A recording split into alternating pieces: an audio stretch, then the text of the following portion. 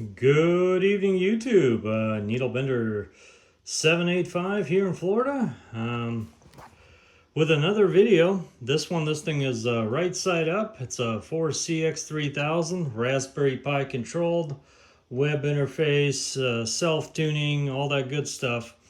And we're here probably going to be, this one is one of the videos probably a lot of people were anticipating, and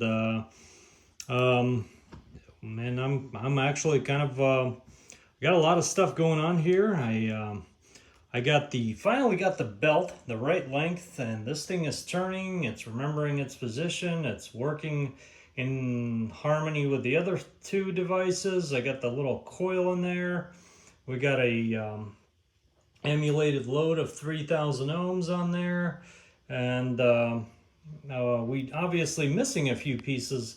We don't have a plate choke and we don't have a glitch choke.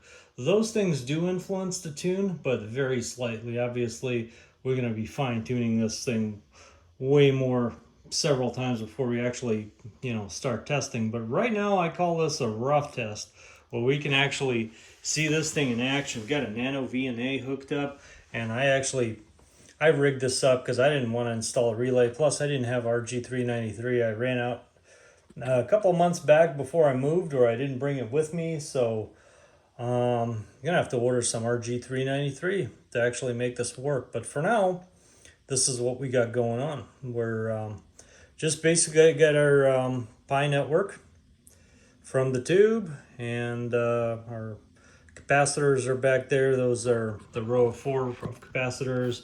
I did a video about 2-3 videos ago. That's our tube neutralization circuit.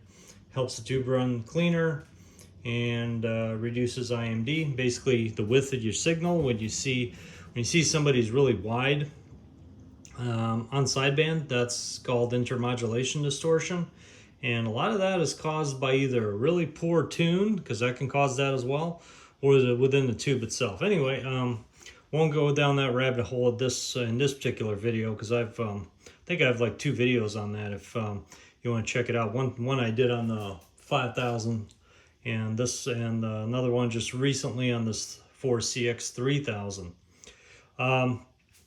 Anyway, so right now we're on this band right here, and as you can see, we're where we are on our inductor, we're at 0, so there's no inductor in use, because this is our 10-meter coil, and that takes care of that.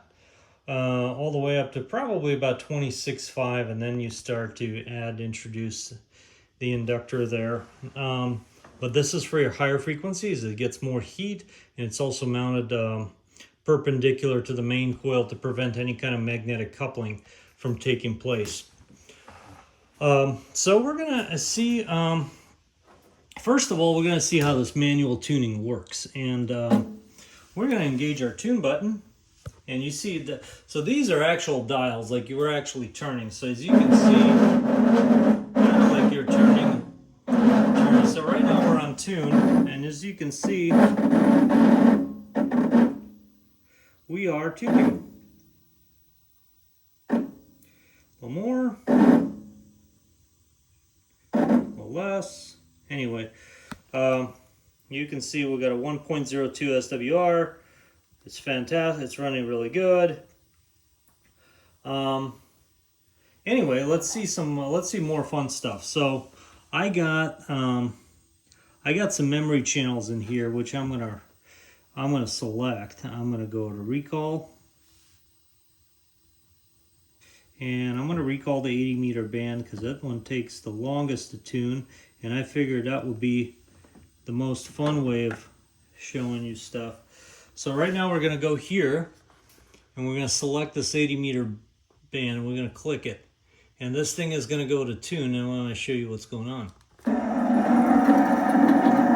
now, there's the coil. You can see the little roller up there migrating all the way to the back. Not all the way to the back, but it's working its way there. The coil is turning. Once the coil is set in position, and we are right over there. So we're now on the 80-meter band, and let's see where we're centered. And let's see, got a 1.06, on 3.89. So that's where I said it. So let's go back to the other band. Let's see. We're between 26 and 29, and we're gonna hit recall over here. And you can watch this thing come in. Here's an inductor.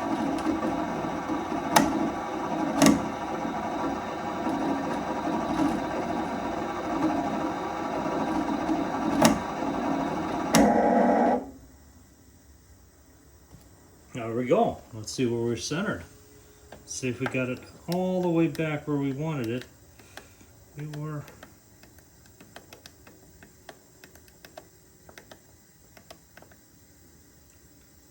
27,300. That's exactly where we left it. Now let's go check out some other bands. Let's go to a 20 meter band. Let's see. Recall, save. Recall, and here 20 meter band. And we're gonna put this on. Like I said, I did a pretty rough tune. I didn't spend a whole bunch of time fine-tuning it. I just wanted to kind of, so we're gonna go on 14-200 because I think that's where I saved it. And we're gonna hit the 20 meter band. Some Amazon delivery. All right, 20 meter.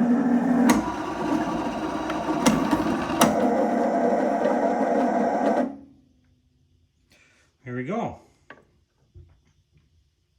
1.06. So I would say that's definitely within the ballpark. And let's go to 40 meters.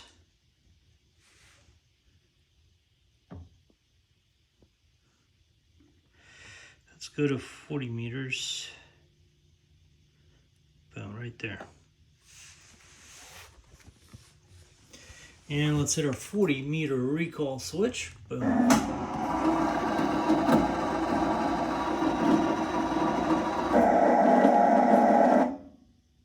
Boom. Got something tuned up. Let's find out what it is.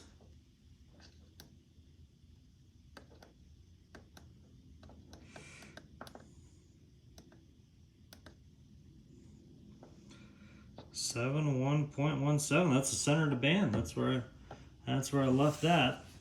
And let's see, we're on 40. And for fun, let's go back to 80 meters just for fun. Recall. And let's go to 80 meters. Trying doing this single-handedly kind of sucks, but it's okay. Let's go hit 80 meters.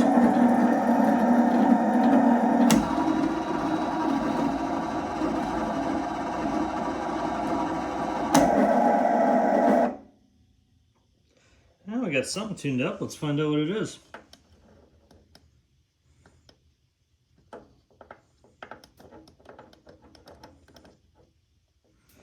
.89, exactly where we were earlier. So we did a full round trip circle, and like I said, some of the middle bands I just kind of put it roughly in the middle of the band and just kind of left it there. But as you can see, we got a 1.03 SWR with just simply hitting recall buttons. And now you can see how far are we up the inductor. And like I said, I might retune because I might do more playing with something called a Q, and that's how wide this wedge is, and that is directly controlled. So if you remember from your extra class ham test, when they ask you questions about how do you change what's the difference between a Pi network and an L network, or an L network you cannot control the Q. So you have a fixed Q. On a Pi network, you can actually change your Q by changing the inductor, but obviously you change that inductor a little bit, you're gonna have to retune the capacitors, but you can actually directly control the Q, how wide. Obviously when it gets too wide and falls apart, that's not good. When it's really, really narrow and tight, and you can, barely get two channels in, that's not good either. So you kind of want to find out, and then there's also times where you start running out of capacitor, and on the both directions you can actually start running out of capacitor. You can have where the capacitor is fully out, you're like 50 picofarads on this tune capacitor, and you still feel like you need to unscrew it more. Well, that's the case. You have a very low Q. When you have a very high Q, you have a lot of capacitance and very very little inductor and stuff like that. So the more inductor you have, the less capacitor you have, and it's all fun and games, and it's another rabbit hole you can get yourself into. So kind of like this is a perfect example. This is a really good Q, especially for 80 meters. I like to see that width right there. So it's working real well. And as far as, like I said, building the rest of the amplifier, I gotta build the input relays. I got the multiplexer working because I burned out my last one by accidentally hooking up 12 volts to the 5 volt port. Anyway, let me show you what else is going on here. So the control box here is located on the back, and you have this, let's see, get back from this other side. Obviously, we're not going to be using this monitor, or maybe we will temporarily at least because it's working.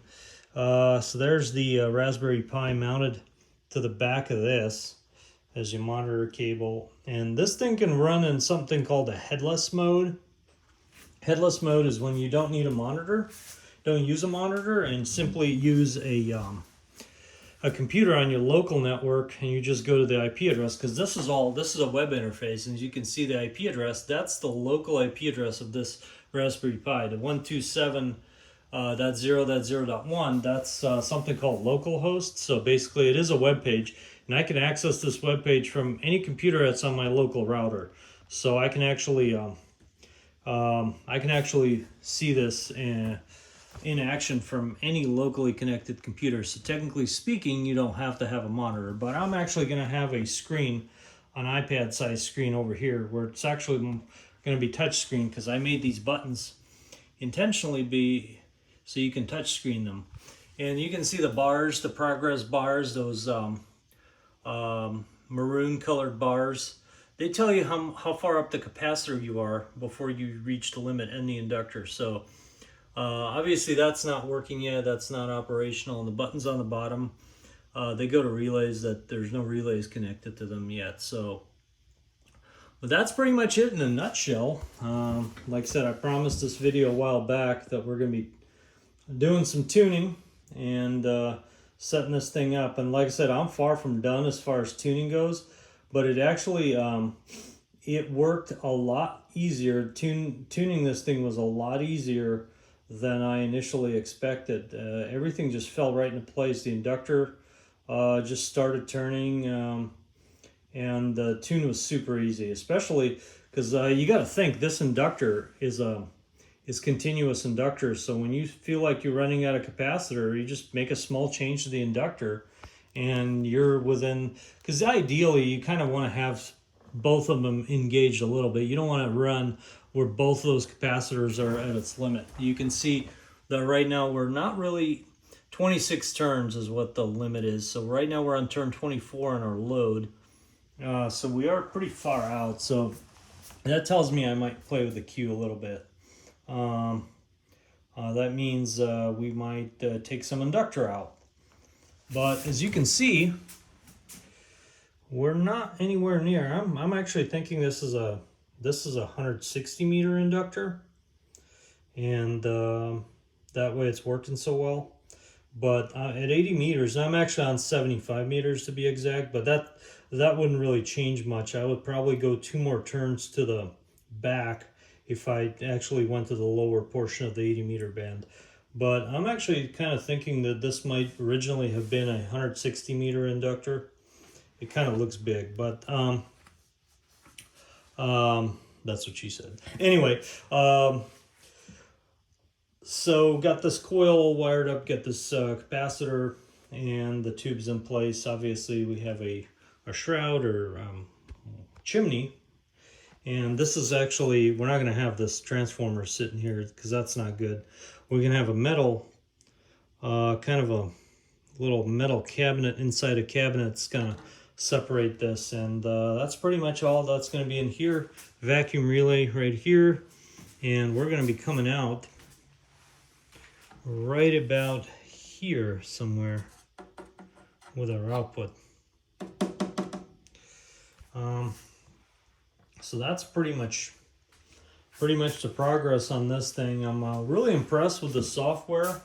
It's been running flawless. I haven't had any errors or crashes. It's been running really stable. I'm really happy with it. I'm still adding to it, but as far as the platform, the rotary encoder slash controls work really well. Again, if anybody's interested or wants to know what I've used somewhere, just drop me a line. Nothing's in my, nothing's a secret. There's all this is done based on free software, free operating system. This is a Raspberry Pi, runs something called Raspbian, or Raspberry Pi OS as the new generations call it. It's totally free. You don't need to pay for anything. Obviously, you need to pay for the board, but it runs on the main server, which is also inside. There's for those of you that are kind of maybe a little bit interested in actually how it works. So I'm going to show you this. So this is the main file, and this is what we call the back end. This is the actual server. It doesn't produce any web pages or anything like that, but it does actually control everything and run everything. So this is like the meat and potatoes of this program. And then we have the front end. The front end is this JavaScript file, which runs actually the web page representation, what you're actually seeing, the meters, the display, and all that stuff. So the back end is what sends the information to the web page, which is kind of run over here. And so whenever you're pushing something, whenever you push a button, you're sending a command from the front end to the back end of the server, and then that performs an action and then sends back a response to the front end. So there's actually it's quite a bit involved when it comes to that. So it's a full working web server run from the Raspberry Pi itself, and it doesn't take a lot of memory. It's very fast. There's no lag of any kind, so it really runs good. You can actually run this Raspberry Pi can run other stuff. I mean, eventually, after I build this, I might integrate an SWR meter or SWR alarm or an SWR cutout, because it's basically a voltage sampler with some logic applied to it. Basically, when it sees you exceed a certain value, it will unkey the input relay and put the thing in standby, and the response time is instantaneous. I might integrate that. That's just a matter of adding more peripheral devices to it. As you can see on the bottom, there are quite a few wires out there. Anyways, 73s, I appreciate you watching. Like I said, always welcome those comments, and I appreciate you watching, and we'll see you in the next one. Needlebender 785 here in Florida with this 4cx3000. We're back on the side.